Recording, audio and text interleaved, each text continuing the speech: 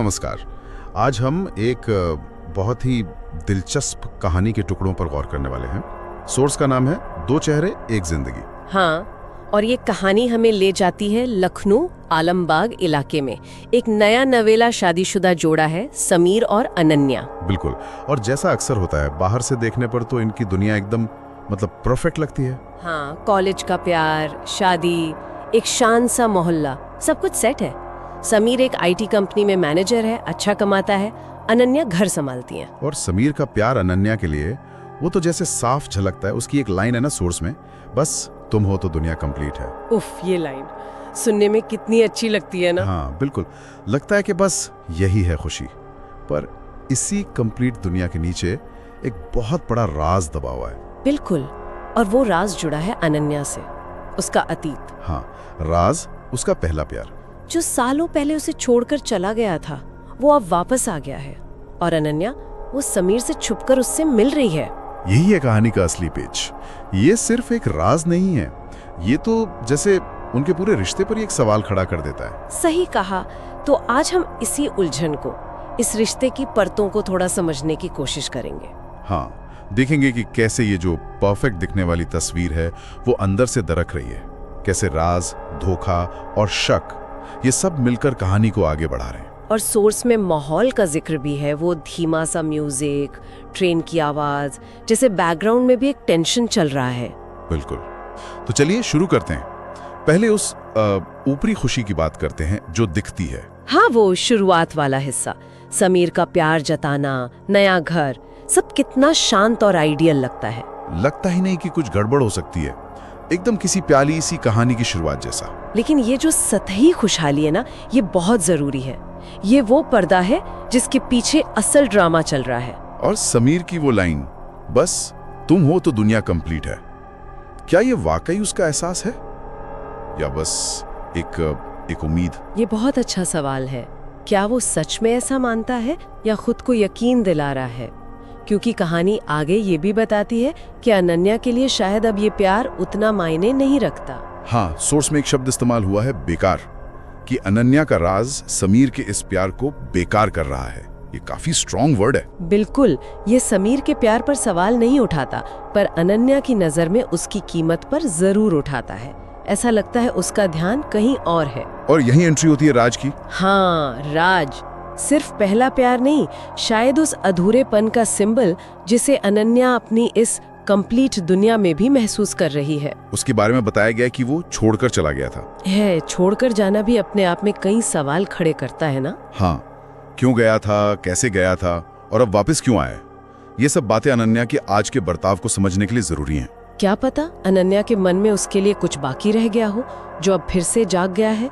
हो सकता है, या ये भी हो सकता है कि समीर का प्यार चाहे कितना भी कंप्लीट क्यों न लगे, अनन्या के अतीत के उन सवालों को मिटा नहीं पाया।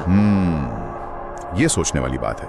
और ये हमें उस शाम पर ले आता है जहां ये राज खोलकर सामने आता है, कम से कम हमारे लिए। हाँ, वो सीन, समीर ऑफिस की कॉल में बिजी है और अनन्या वो चुपके से कुछ कर रही है, अपना पुराना फोन इस्तेमाल कर रही है। ये पुराना फोन ही अपने आप में एक इशारा है, जैसे कोई छुपा हुआ दरवाजा हो उसकी दूसरी जिंदगी का। हाँ, अतीत का दरवाजा जिसे वो अपनी नई जिंदगी से अलग रखना चाहती है। बिल्कुल। और फिर वो कॉल धीमी फुसफुसाती हुई आवाज में। हाँ, डर तो है पकड़े जाने का। हाँ, डर तो है, लेकिन शायद उस पुराने फोन से, उस पुरानी पहचान से जुड़ने की एक चाहत भी है। हो सकता है। और फिर वो जो कहती है फोन पर, वो तो जैसे सब कुछ साफ कर देता है। हाँ, हेलो राज, हाँ समीर घर पर ही है, मैं कल तुमसे मिलने आ रही हूँ जैसे हमने तय किया था। बस ये चंद शब्द और पूरी कहानी का फोकस बदल जाता है। इसमें दो बातें हैं, एक तो साफ झूठ, समीर घर पर है फिर भी मिलने का प्लान, और दूसरा वो जैसे हमने तय किया था। एग्जैक्टली, मतलब ये पहली बार नहीं हो रहा, ये एक सिलसिला है, कोई एक लम्हे की भूल नहीं बल्कि सोची समझी बेवफाई। इससे धोखा और गहरा लगता है ना। हाँ, कि ये सब प्लान किया हुआ है। हाँ बिल्कुल, ये दिखाता है कि ये कितना कैलकुलेटेड है। ये जानने के बाद अनन्या का कैरेक्टर और कॉम्प्लेक्स हो जाता है। एक तरफ पति का भरोसा, दूसरी तरफ ये सब। कहानी बताती है कि उसे गिल्ट है, अपराध बोध है, पर सवाल यह है कि क्या वो गिल्ट काफी है उसे रोकने के लिए? लगता तो नहीं, क्योंकि कहानी ये भी कहती है कि गिल्ट के साथ एक जज्बात भी है जो उसे राज की तरफ खींच रहा है। हाँ, ये वही कश्मकश है, दिल और दिमाग की लड़ाई। पता है कि गलत है, पर इच्छाएं हावी हो रही हैं। और ये सिर्फ मन में नहीं चल रहा, इसका असर उसके रोज के व्यवहार पर भी पड़ रहा है। बिल्कुल। सोर्स कहता है ना, उसे हर दिन एक नई कहानी गढ़नी पड़ती है राज से मिलने के लिए। सोचिए, रोज झूठ बोलना, बहाने बनाना, कितना बोझ होगा ये। हाँ, ये थका देने वाला होता है और इंसान को बदल भी देता है अंदर से। वो शायद अब वो पहले वाली अनन्या नहीं रही। तो क्या इसका मतलब ये है कि वो समीर से प्यार नहीं करती, या मामला इससे ज्यादा पेचीदा है? कहना मुश्किल है। हो सकता है प्यार हो, पर शायद वो वाला नहीं जो समीर सोचता है, या शायद उसके रिश्ते में उसे किसी चीज की कमी महसूस होती हो। शायद वो जुनून या रोमांस जो अब शादी की स्थिरता में नहीं रहा। हाँ, या शायद वो खुद ही कंफ्यूज्ड है कि उसे क्या चाहिए, स्टेबिलिटी या एक्साइटमेंट, आज या अतीत। यही उसकी उलझन है। और ये उलझन सिर्फ उसकी नहीं है, समीर की जिंदगी पर भी इसका असर पड़ रहा है। और यही कहानी एक और मोड़ लेती है। इशारा मिलता है कि समीर शायद उतना भी अनजान नहीं है। हाँ, वो लाइन, मगर शायद समीर इतना बेवकूफ नहीं था, ये शायद बहुत कुछ कहता है। बिल्कुल, ये शायद शक का दरवाजा खोल देता है।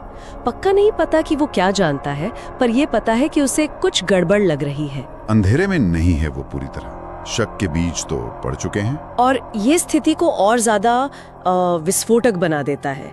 एक तरफ धोखा, दूसरी तरफ बढ़ता हुआ शक। और शक की वजहें भी दी गई हैं, छोटी छोटी चीजें। हाँ, जैसे अनन्या का फोन स्क्रीन छुपाना। आज के जमाने में ये कितना कॉमन है और कितना बड़ा सिग्नल भी। बिल्कुल, फोन छुपाना, नोटिफिकेशंस बंद रखना, ये सब शक पैदा करने के लिए काफी हैं। ये छोटी चीजें भरोसे में दरार डालती हैं। और समीर इन पर ध्यान दे रहा है, मतलब वो ऑब्जर्व कर रहा है। हाँ, और दूसरा सिग्नल है कपड़ों पर अजीब सी खुशबू। ये थोड़ा फिल्मी सा लगता है, पर होता है ऐसा, एक अनजानी महक। सही कहा। खुशबू का यादों और इमोशन से गहरा कनेक्शन होता है। एक अनजान महक, मतलब बाहर से किसी का दखल, किसी ऐसे इंसान या जगह का जो इस रिश्ते का हिस्सा नहीं है। ये शक और पुख्ता करता होगा। हाँ, ये सिर्फ दिमागी शक नहीं रहता, एक फिजिकल लेवल पर एहसास होने लगता है। लेकिन जो सबसे पावरफुल बात कही गई है वो है समीर का अनन्या की आंखों में वो सच छुपा हुआ देखना। हाँ, ये सबसे गहरा है। ये किसी सबूत से ज्यादा इंट्यूशन वाली बात है। करीबी रिश्तों में ये समझ अक्सर आ जाती है। आंखें कह देती हैं जो जुबान छुपाती है। बिल्कुल, अगर कोई अपना झूठ बोल रहा हो तो भले ही शब्द कितने भी सही क्यों ना हो, आंखों में वो बेचैनी, वो डर या सच की एक झलक वो दिखी जाती है। और समीर अगर इस लेवल तक पहुंच गया है तो मतलब कनेक्शन अभी भी है। धोखा खाने के बावजूद वो इन छोटे नॉन वर्बल संकेतों को पकड़ पा रहा है। सही। तो अब समीर के नजरिए से सोचना भी जरूरी है। अगर वो ये सब महसूस कर रहा है तो उसके मन में क्या चल रहा होगा? क्या वो सच का सामना करने से डर रहा है या यकीन नहीं करना चाहता? हो सकता है शक की हालत ऐसी ही होती है, मन मानने को तैयार नहीं होता है कि जिससे आप प्यार करते हैं वो धोखा दे सकता है। शायद वो इनकार में हो, या शायद वो और सबूत चाहता हो, या समझ नहीं पा रहा कि करे तो क्या करे। हाँ, उसका अपना भी एक अंदरूनी संघर्ष चल रहा होगा। प्यार, शक, गुस्सा, बेबसी, सब मिला जुला।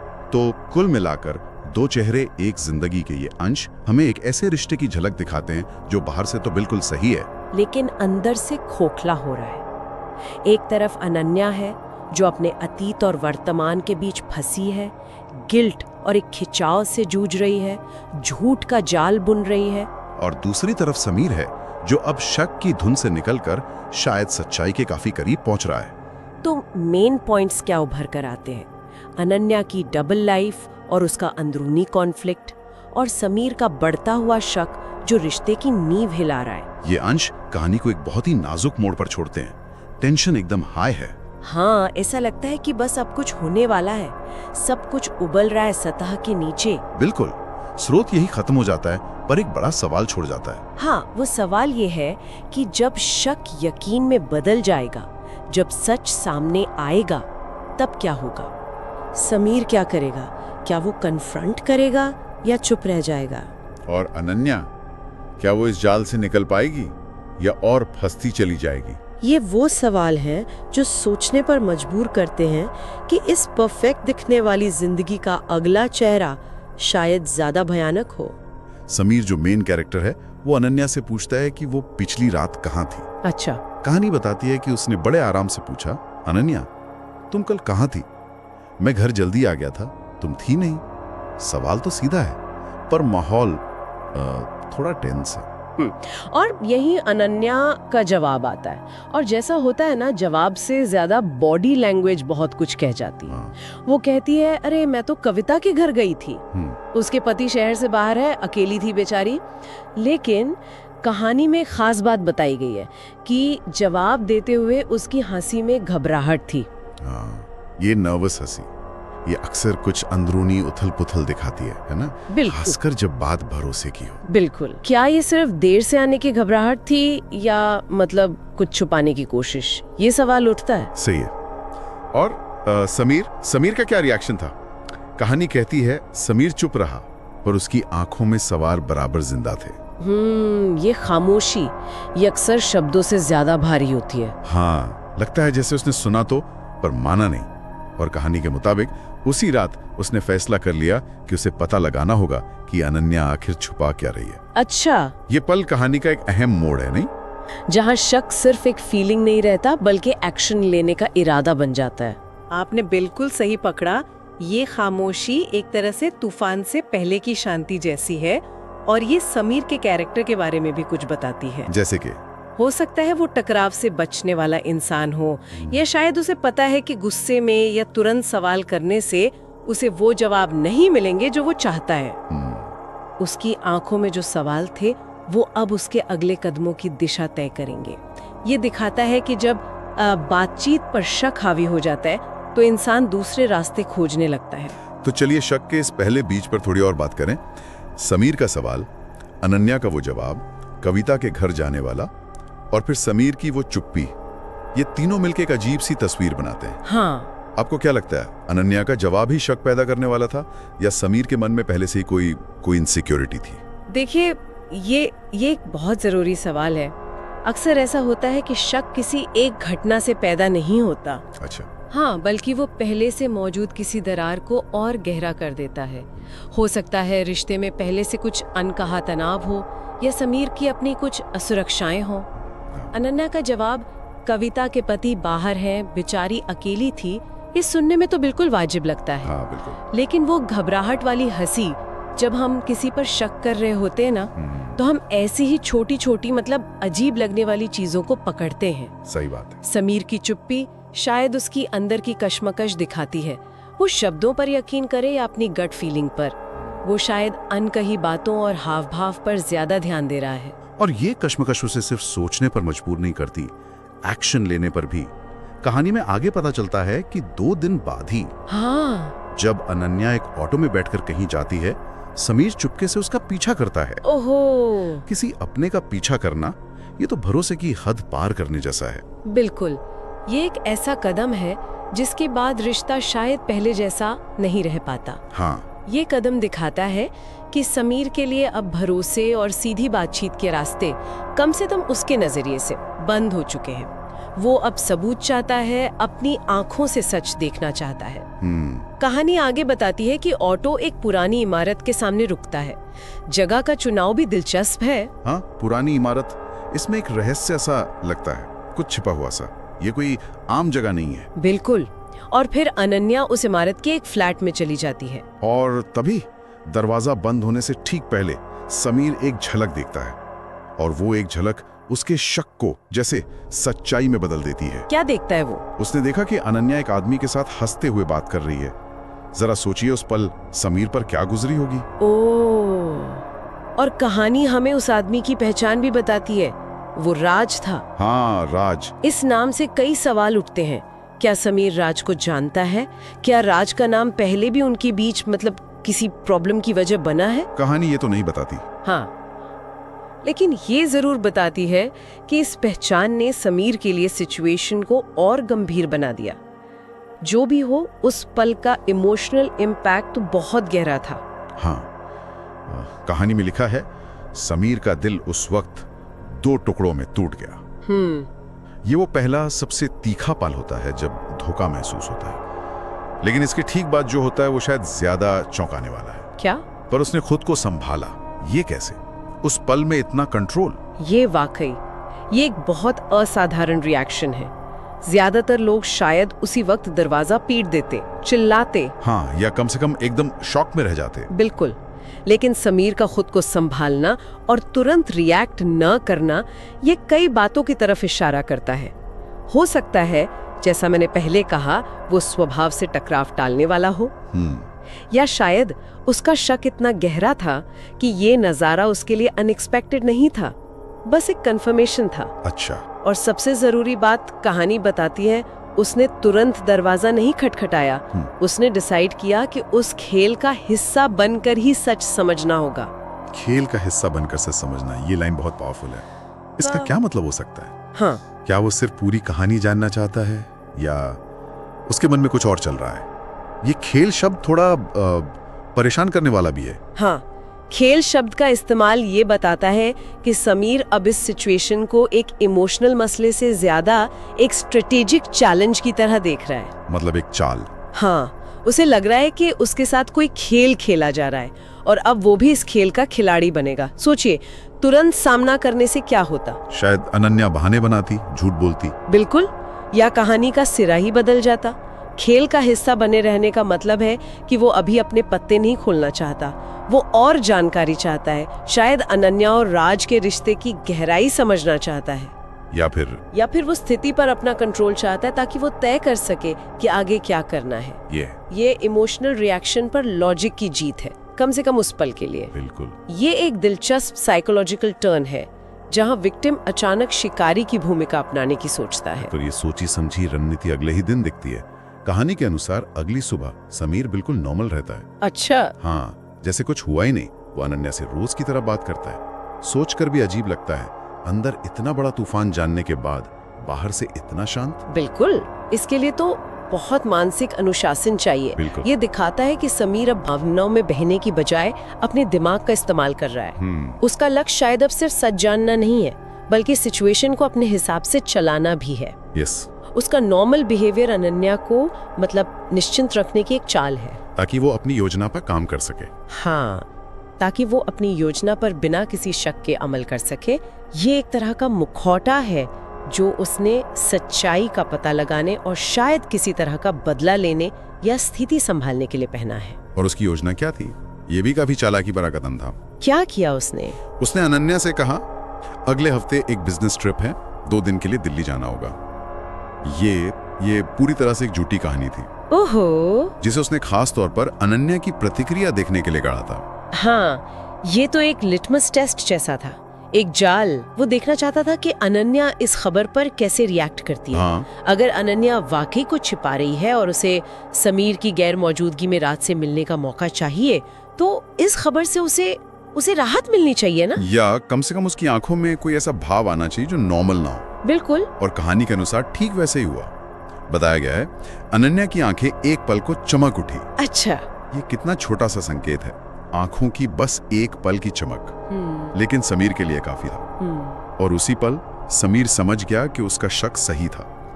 एक छोटी सी अनैच्छिक प्रतिक्रिया ने उसके सारे शक पर मुहर लगा दी। बिल्कुल, आंखों की वो पल भर की चमक, जिसे शायद कोई और नोटिस भी ना करता, समीर के लिए निर्णायक सबूत बन गई। हाँ, ये दिखाता है कि जब शक का माहौल हो तो हम नॉन वर्बल संकेतों पर, मतलब बिना बोले दिए गए इशारों पर कितना ज्यादा ध्यान देते हैं और उनका क्या मतलब निकालते हैं। सही बात है। समीर ने अनन्या के शब्दों पर नहीं, बल्कि उसकी इस अनैच्छिक प्रतिक्रिया पर भरोसा किया। यहाँ एक तरह का कंफर्मेशन बायस भी काम कर रहा हो सकता है।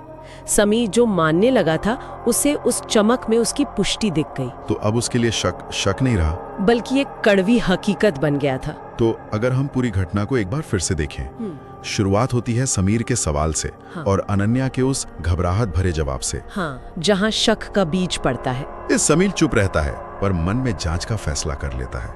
फिर 2 दिन बाद वो अनन्या का पीछा करता है, उसे एक पुरानी अनजान सी इमारत में जाते देखता है। ये पीछा करना ही भरोसे के टूटने का एक बड़ा संकेत है। बिल्कुल। और फिर वो पल आता है जब दरवाजा बंद होने से ठीक पहले वो अनन्या को राज नाम के आदमी के साथ हंसते हुए देख लेता है। दिल टूटता है, लेकिन वो खुद को अविश्वसनीय रूप से कंट्रोल कर लेता है। और यहीं पर कहानी का सबसे अहम मोड़ आता है। एकदम से भिड़ने के बजाय समीर एक स्ट्रेटेजिक रास्ता चुनता है। हाँ, खेल का हिस्सा बने रहने का, वो जानकारी इकट्ठा करना और सिचुएशन पर कंट्रोल पाना चाहता है। ये इमोशनल रिएक्शन के ऊपर सोची समझी चाल को प्राथमिकता देना है। हाँ, जो रिश्तों के उलझन में अक्सर देखने को मिलता है। बिल्कुल। और इसी रणनीति के तहत वो अगले दिन नॉर्मल बर्ताव करता है और दिल्ली की झूठी बिजनेस ट्रिप का प्लान बताता है। लगता है कि अनन्या उसकी गैर मौजूदगी का इंतजार कर रही है। हाँ, ये कहानी का एक ऐसा पड़ाव है जहाँ पावर बैलेंस वो बदलता हुआ दिखता है। अब तक शायद अनन्या अनजान थी कि समीर को शक है, पर अब समीर के पास जानकारी है, एक हथियार है। उसका तुरंत टकराव ना करना और झूठी बिजनेस ट्रिप की योजना बनाना ये दिखाता है कि अब वो स्थिति को अपने कंट्रोल में लाने की कोशिश कर रहा है। अब वो सिर्फ रिएक्ट नहीं कर रहा, बल्कि खुद घटनाओं को दिशा दे रहा है। ये उसके कैरेक्टर की कॉम्प्लेक्सिटी भी दिखाता है। क्या वो सिर्फ सच चाहता है या न्याय या बदला? हाँ बिल्कुल।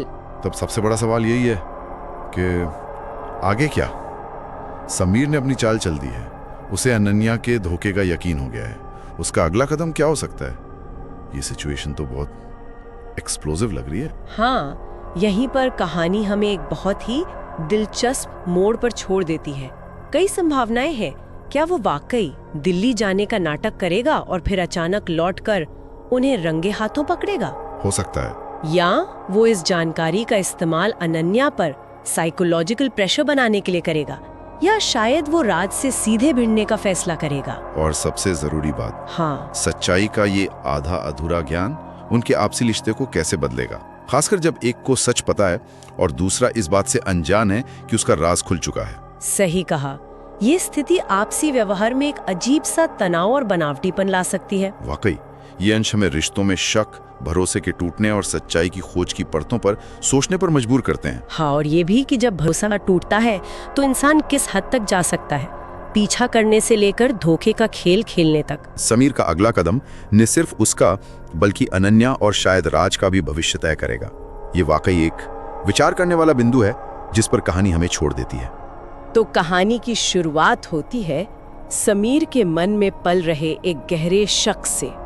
उसने महसूस किया था कि अनन्या के बर्ताव में कुछ बदलाव है, कुछ दूरी सी, कुछ छिपाने जैसा। हाँ, अक्सर ऐसा ही होता है। तो इसे समझने के लिए उसने एक योजना बनाई। जिस दिन उसे एक जरूरी बिजनेस ट्रिप पर जाना था, वो असल में शहर से बाहर गया ही नहीं। उसने फैसला किया कि वो उस दिन अनन्या पर नजर रखेगा। जानना चाहता था कि उसके शक का आधार क्या है, क्या वाकई कुछ ऐसा है जो उससे छिपाया जा रहा है। और यहीं पर मुझे लगता है हमें एक पल रुककर सोचना होगा।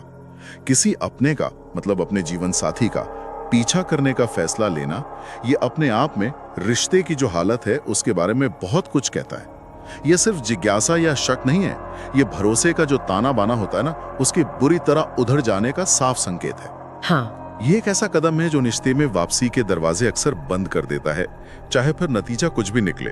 ये दिखाता है कि शायद बातचीत के रास्ते वो बंद हो चुके हैं और समीर के नजरिए से स्थिति कितनी गंभीर हो चुकी है। बिल्कुल। ये एक तरह के हताशा का भी संकेत हो सकता है कि शायद सच जानने का उसे और कोई रास्ता सूझ ही नहीं रहा था। और उस दिन उसने जो देखा, उसने उसकी शक को यकीन में बदल दिया। एक ऐसा यकीन जिसने उसे अंदर तक हिला कर रख दिया। उसने अनन्या और राज को शहर के एक जाने माने कैफे में साथ बैठे देखा। अच्छा। और वो बस यूं ही नहीं बैठे थे। उनके हाव भाव, उनकी बातचीत का जो अंदाज था, सब कुछ किसी गहरी नजदीकी की तरफ इशारा कर रहा था। समीर ने हिम्मत करके थोड़ी दूरी से उनकी बातें सुनने की कोशिश की। और जो उसने सुना वो तो जैसे उसके पैरों तले जमीन खिसकने जैसा था। राज अनन्या से कह रहा था और उसकी आवाज में एक तरह की दृढ़ता थी। अब वक्त आ गया है अनन्या, तुम्हें फैसला लेना होगा, तुम्हें चुनना होगा। हाँ, समीर को छोड़कर मेरे साथ आने का ये सिर्फ एक सुझाव नहीं लग रहा था, ये एक अल्टीमेटम जैसा था। हाँ, ये राज का संवाद काफी महत्वपूर्ण है। ये दिखाता है कि शायद ये रिश्ता अब उस मोड़ पर आ गया था जहां वो इसे और छिपाकर नहीं रखना चाहता था। वो अनन्या पर एक तरह का दबाव बना रहा था कि वो मौजूदा स्थिति से बाहर निकले और एक साफ कदम उठाए। सही। इसमें एक तरह का कह सकते हैं स्वार्थ भी झलकता है। बिना ये सोचे कि अनन्या किस मानसिक कश्मकश से गुजर रही होगी, ये इसका अंजाम क्या होगा। और अनन्या का जवाब उस कश्मकश को बिल्कुल साफ जाहिर कर रहा था। उसकी आवाज में उलझन थी, एक दर्द सा था। उसने कहा, राज, मैं समीर को चोट नहीं पहुंचाना चाहती, वो मेरा पति है, लेकिन तुम्हें खोने का डर भी मुझे सता रहा है। मैं समझ नहीं पा रही हूँ कि क्या करूँ, मैं बहुत उलझन में हूँ। यहाँ ये दिलचस्प हो जाता है। देखिए, अनन्या की ये जो दुविधा है, ये कई परतों वाली है। एक तरफ समीर को चोट ना पहुंचाने की इच्छा, अब ये सिर्फ अपराध बोध है या पुरानी मोहब्बत का कोई अंश बचा है या समाज का डर है, कहना मुश्किल है। हाँ। और दूसरी तरफ राज को खोने का डर, जो उसके नए भावनात्मक जुड़ाव की गहराई दिखाता है। ये वो क्लासिक स्थिति है जहां इंसान दो नावों पर सवार महसूस करता है, दोनों किनारों से जुड़ाव महसूस करता है, लेकिन जानता है कि ये स्थिति ज्यादा देर टिक नहीं सकती। सही। और राज का दबाव इस दुविधा को और तेज बना रहा है, उसे एक ऐसे फैसले की तरफ धकेल रहा है जिसके लिए शायद वो पूरी तरह तैयार भी नहीं है। ऐसी स्थिति अक्सर लोगों को पंगु बना देती है, मतलब फैसला लेना बहुत मुश्किल हो जाता है। सोचिए जरा, समीर पर क्या बीती होगी ये सब सुनकर। धोखा, गुस्सा, दुख, बेबसी, मतलब भावनाओं का एक सैलाब सा उमड़ पड़ा होगा उसके अंदर। लाजमी है। ये देखना कि उसका शक सही था और जिस रिश्ते को वो शायद अब तक बचाने की उम्मीद कर रहा था, वो उसकी आंखों के सामने किसी और ही दिशा में जा रहा था। लेकिन उसने उस वक्त उस कैफे में कोई हंगामा नहीं किया, कोई चीख पुकार नहीं, कोई फौरन टकराव नहीं। उसने खुद को संभाला और एक मुश्किल फैसला लिया।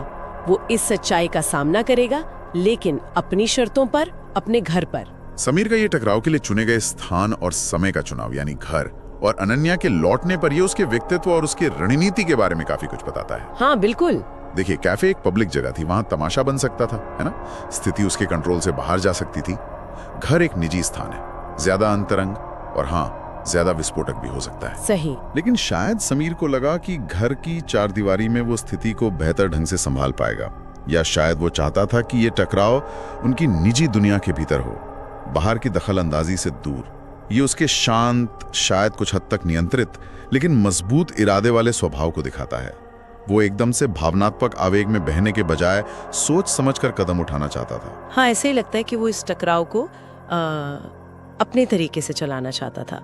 उस रात घर का माहौल बेहद तनावपूर्ण था, लेकिन खामोश। जब अनन्या लौटी तो उसने समीर को डाइनिंग टेबल पर चुपचाप बैठे पाया। कमरे में एक अजीब सी शांति थी, जो कहते हैं ना, तूफान से पहले की शांति, वैसी। बिल्कुल। अनन्या शायद कुछ भांप गई थी, या शायद दिन भर की घटनाओं का बोझ उस पर था। जैसे ही वो अंदर आई, समीर ने बिना कोई भूमिका बांधे, बहुत ही शांत, लगभग ठंडी आवाज में सीधे उसकी आंखों में देखकर पूछा, कैसे हो राज? तुम्हारी गर्लफ्रेंड तुमसे मिलकर आई है अभी? बाप रे, ये सवाल तो अपने आप में एक विस्फोट था, लेकिन धीमी आंच वाला। इस शांत लेकिन सीधे टकराव का असर, देखिए, अक्सर ऊंची आवाज में किए गए झगड़े से कहीं ज्यादा गहरा होता है। सही कहा। इसमें कोई चीख नहीं थी, लेकिन हर शब्द एक तीर की तरह था।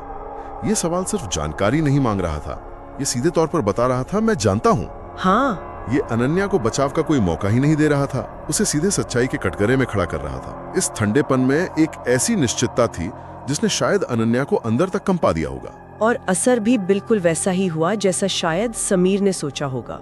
कहानी बताती है कि अनन्या का चेहरा एकदम सफेद पड़ गया, जैसे उसमें खून का एक कतरा भी ना बचा हो। सदमे और घबराहट में उसके हाथ कांपने लगे और पानी का ग्लास वो उसके हाथ से छूटकर फर्श पर गिर गया और चकनाचूर हो गया। पास में बस इतना ही कह सकी, समीर, तुम्हें कोई गलतफहमी हुई है, ऐसा कुछ नहीं है। एक बहुत ही कमजोर, बेजान सा इनकार था वो। हाँ, ये इनकार अक्सर ऐसी स्थिति में पहली प्रतिक्रिया होती है। पकड़े जाने का डर, सच्चाई का सामना करने की हिम्मत ना होना, या शायद स्थिति की गंभीरता को कम करने की एक आखिरी नाकाम कोशिश। सही। और गिलास का गिरना और टूटना भी महज एक सहयोग नहीं लगता। ये उस पल के भावनात्मक विस्फोट और जो नुकसान हो चुका है, जिसे बदला नहीं जा सकता, उसका एक फिजिकल मैनिफेस्टेशन है। रिश्ता भी शायद उसी तरह बिखर चुका था जिसे समेटना अब नामुमकिन सा लग रहा था। बिल्कुल। पर समीर अब किसी इनकार या बहाने को सुनने के मूड में बिल्कुल नहीं था। उसने अनन्या की आंखों में गहराई से झांका, उन आंखों में जो शायद सब कुछ बयां कर रही थी, और कहा, सच तुमने छुपाया होगा अनन्या, पर तुम्हारी आंखें सब बोल देती हैं। ये संवाद, ये बहुत शक्तिशाली है।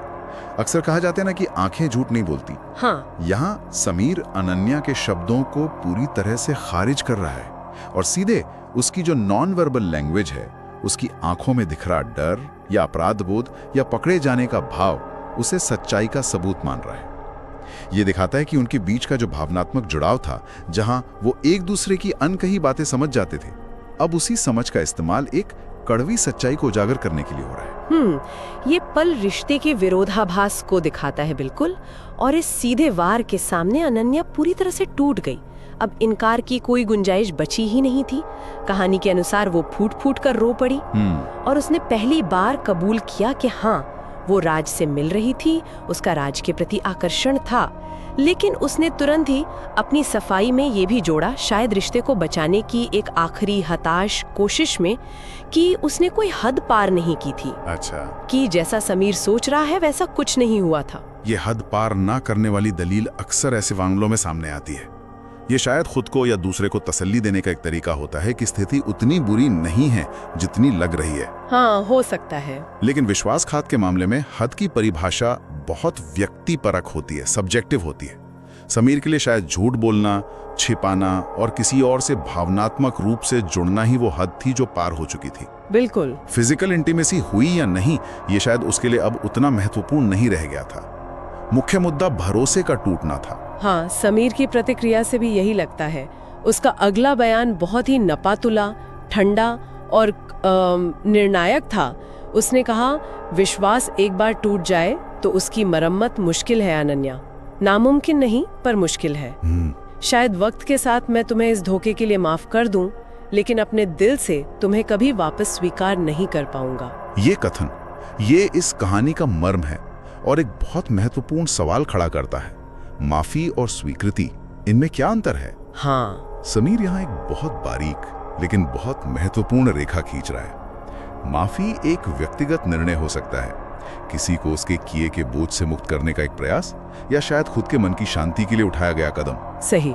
लेकिन स्वीकृति का अर्थ है उस व्यक्ति को, उस रिश्ते को फिर से उसी भरोसे, उसी अपनेपन के साथ अपना लेना जैसा वो पहले था। समीर साफ कर रहा है कि माफी भले ही संभव हो, लेकिन टूटा हुआ विश्वास उसके दिल में स्वीकृति की वापसी को नामुमकिन बना रहा है। विश्वास का टूटना यहाँ एक स्थायी घाव की तरह है, जो शायद भर जाए पर निशान छोड़ जाएगा और रिश्ते को पहले जैसा नहीं रहने देगा। और इसी बयान ने उनके रिश्ते के भविष्य पर जैसे मुहर लगा दी।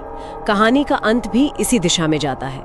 समीर ने तलाक के लिए अर्जी दी क्योंकि उसके लिए उस रिश्ते में बने रहना असंभव था, जहां विश्वास ही खत्म हो चुका था। कहानी ये भी बताती है कि समय के साथ अनन्या को अपने किए पर गहरा पछतावा हुआ। उसे अपनी गलती का, अपने फैसले के परिणामों का एहसास हुआ, देर से ही सही। और विडंबना देखिए, जिस व्यक्ति यानी राज के लिए उसने इतना बड़ा कदम उठाने का सोचा या उस कगार पर पहुंची, वो भी धीरे धीरे उससे दूर हो गया। हाँ, ये अक्सर होता है। शायद इसलिए कि जिस रिश्ते की नींव ही किसी और के टूटे हुए भरोसे पर रखी गई हो, वो ज्यादा देर टिक नहीं सकती। अगर हम इसे बड़ी तस्वीर से जोड़ें तो ये परिणाम कहानी की शुरुआत में हुए विश्वासघात और भरोसे के टूटने का एक तार्किक और सच कहूं तो अक्सर देखा जाने वाला नतीजा है। ये कहानी दर्शाती है कि रिश्ते कितने नाजुक होते हैं और विश्वास उनकी बुनियाद होता है। सही। जब वो बुनियाद हिल जाती है तो पूरी इमारत ढह जाती है। अनन्या का पछतावा और राज का दूर जाना, ये सब उसी मूल घटना यानी विश्वासघात के ही परिणाम है। ये दिखाता है कि हमारे निर्णयों के दूरगामी परिणाम होते हैं, खासकर जब वे भरोसे जैसे मूल मानवीय मूल्यों को ठेस पहुंचाते हैं। बिल्कुल। रिश्ते सिर्फ भावनाओं पर नहीं टिकते, वे आपसी सम्मान, ईमानदारी और सबसे बढ़कर विश्वास पर टिकते हैं। तो अगर हम इस पूरी कहानी का सार देखें, शुरुआत हुई संदेह से, फिर पीछा करने से, शक यकीन में बदला, घर पर एक शांत लेकिन विनाशकारी टकराव ने सच्चाई सामने ला दी, और अंत में टूटा हुआ विश्वास रिश्ते के टूटने का कारण बना, जिसके बाद सिर्फ पछतावा और अलगाव ही बचा। और इस सब का जो केंद्रीय विषय है वो बहुत स्पष्ट रूप से उभर कर आता है। विश्वास कांच की तरह नाजुक होता है, एक बार टूट जाए तो जुड़ना बहुत मुश्किल होता है, और अगर जुड़ भी जाए तो दरारें हमेशा दिखती रहती है। सही कहा। धोखे का प्रभाव सिर्फ तात्कालिक नहीं होता, वो गहरा और स्थायी हो सकता है, पूरे जीवन को बदल सकता है। तो इसका मतलब क्या है? इसका मतलब यही है कि रिश्तों को बनाए रखने के लिए ईमानदारी और पारदर्शिता कितनी जरूरी है। बिल्कुल। और समीर का वो अंतिम बयान कि माफी शायद संभव है पर स्वीकृति नहीं, ये हमें सोचने पर मजबूर करता है। क्या विश्वासघात के बाद माफी सच में रिश्ते को फिर से जीवित कर सकती है, अगर मन में वो पहले जैसी स्वीकृति, वो अपनापन वापस ना आ पाए? ये एक बड़ा सवाल है। लेकिन रिश्ते को दोबारा बनाने के लिए दोनों तरफ से प्रयास और सबसे महत्वपूर्ण टूटे हुए विश्वास का पुनर्निर्माण जरूरी है, जो सच कहूं तो हमेशा संभव नहीं हो पाता। ये दिखाता है कि कुछ घाव इतने गहरे होते हैं कि वक्त भी उन्हें पूरी तरह नहीं भर पाता। और स्रोत की जो अंतिम पंक्ति है वो इस दर्दनाक सच्चाई को बड़ी शिद्दत से बयां करती है। किसी ने सही कहा है, जब रिश्तों में विश्वास मर जाता है तब सिर्फ जिंदा लाश बचती है। ये शब्द रिश्ते के उस खोखलेपन को दर्शाते हैं जब उसमें से विश्वास रूपी आत्मा निकल जाती है। बहुत गहरी बात है। इस कहानी पर विचार करते हुए एक सवाल मेरे मन में आता है जिस पर शायद हम सब सोच सकते हैं। क्या वाकई विश्वास पूरी तरह टूट जाने के बाद रिश्ते का कोई भी स्वस्थ रूप बच सकता है? क्या दोस्ती या आपसी समझ या किसी और तरह का संबंध संभव है? ये सोचने वाली बात है। या फिर वो रिश्ता, जैसा कि स्रोत कहता है, बस एक जिंदा लाश बनकर रह जाता है। एक ऐसा ढांचा जिसमें बाहरी रूप तो शायद बना रहे, लेकिन अंदर की भावनाएं और भरोसा वो हमेशा के लिए मर चुके होते हैं। ये एक ऐसा सवाल है जिसका जवाब शायद हर व्यक्ति अपने अनुभव और अपनी परिस्थितियों के आधार पर ही दे सकता है। बिल्कुल, कोई सीधा जवाब नहीं है इसका।